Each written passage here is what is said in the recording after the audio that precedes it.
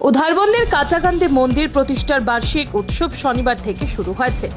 শ্রী কাঁচাকান্তি সেবা সমিতির পরিচালনায় উৎসব চলবে রবিবার রাত পর্যন্ত। শনিবার সকাল 9টায় পূজা শুরু হয়। সকাল 10টা থেকে শুরু হয় সপ্তশতী চণ্ডী মহাযজ্ঞ। সন্ধ্যায় আলোকসজ্জা ও রাত 6টায় আরতি। 21 ডিসেম্বর সকাল 9টায় তিথি বিহিত পূজা আরম্ভ। কীর্তন শুরু হবে সকাল 10টা থেকে, ভোগ বেলা 11টায়। দুপুর 12টা থেকে বিকেল 4টা পর্যন্ত মহাপ্রসাদ বিতরণ। সন্ধ্যায় আরতি ও রাত 7টায় সাংস্কৃতিক অনুষ্ঠান। 48তম এই বার্ষিক উৎসবে ভক্তদের উপস্থিতি কামনা করেছে সেবা সমিতি। উধারবন থেকে শিবাজি ধরের রিপোর্ট, নববার্তা টুডে।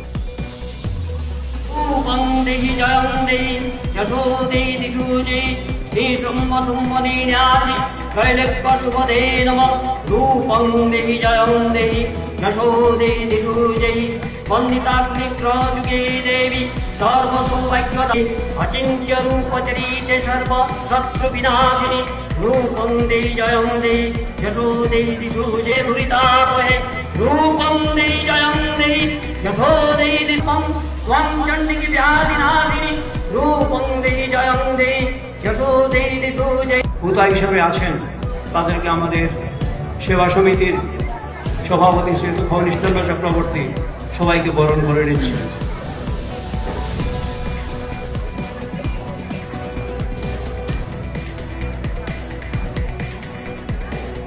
এই সপ্তশতী স্তব সম্বন্ধে বলা হয়, যথা দেবানাঞ্চ যথা হরি স্তবানমপি সর্বেষাং তথা সপ্তশতী স্তব। দেবতাদের মধ্যে হরি এবং স্তবের যজ্ঞের মধ্যে অশ্বমের যজ্ঞ এবং স্তবের মধ্যে সপ্তশতী হচ্ছে শ্রেষ্ঠ স্তব।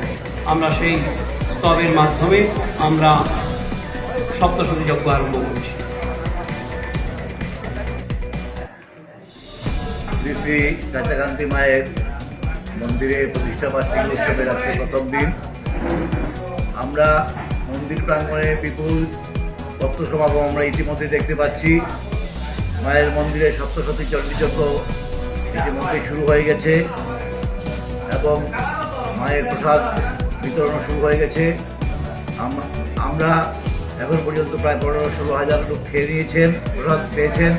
আশা করছি আজকের দিনে শেষ অবধি 30,000 ভক্তরা এখান থেকে মায়ের প্রসাদ, খিচুড়ি প্রসাদও নিয়ে যেতে পারবেন। এবং আজকে বিভিন্ন ধর্মীয় অনুষ্ঠানগুলো শুরু হয়ে গেছে আর চলছে, পুজো শুরু হয়ে গেছে, চলছে। আগামীকালকের যে অনুষ্ঠান, বিপুল জনসমাগম, আমরা ভক্ত সমাগম আমরা প্রত্যাশা করছি। সমস্ত দিনই বিভিন্ন ধর্মীয় অনুষ্ঠান, সঙ্গীতানুষ্ঠান এগুলো চলবে, পূজা অর্চনা হবে এবং লক্ষাধিক ভক্তদের আমরা প্রত্যাশা করছি এবং সবার জন্য রান্না করা খিচুড়ি প্রসাদেরও ব্যবস্থা থাকবে আগামীকালকের জন্য। আজকের দিনে আমি ভক্তদের কাছে, মন্দিরে আগত ভক্তদের কাছে একটা আবেদন করছি। আমাদের যে পরিবেশ দূষণমুক্ত রাখার যে অঙ্গীকার, প্লাস্টিক মুক্ত পৃথিবী গড়ার যে অঙ্গীকার, সেই অঙ্গীকারকে মেনেই আমরা মন্দিরের প্রাঙ্গণকেও সর্বাবস্থায় প্লাস্টিক মুক্ত রাখার সিদ্ধান্ত নিয়েছি।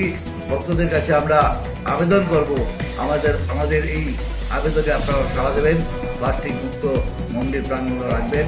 আমাদের চারপাশ, সমাজ, দেশ, রাষ্ট্র সম্পূর্ণ প্লাস্টিক মুক্ত করুন, এই অঙ্গীকারে আমরা অঙ্গীকার করব।